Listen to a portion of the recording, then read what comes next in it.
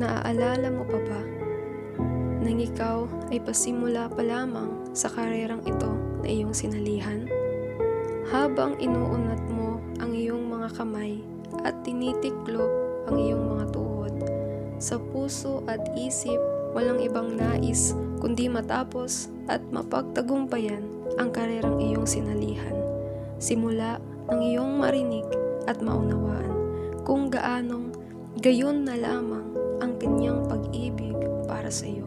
Habang ikaw ay tumatakbo, naranasan mo na ikaw ay madapa. Ngunit ikaw ay bumangon, tila ba ang sakit ay hindi mo alintana. Sa bawat hakbang, ramdam mo ang pagtulo ng iyong mga luha dahil sa mga nararanasang sakit at paghihirap. Ganun pa man, lagi mong tatandaan na sa bawat hakbang ng iyong mga paa at daloy ng iyong mga luha ang kanyang mga salita, na ikaw ay kanyang mahal, hindi kanya iiwan ni pababayaan man. Tandaan mo rin ang kanyang bilin sa iyo, magpakatatag ka at lakasan mo ang iyong loob. Huwag kang matatakot o mawawalan ng pag-asa, sapagkat akong si Yahweh na iyong Diyos ay kasama mo saan ka man magpunta. Kapatid, magpatuloy ka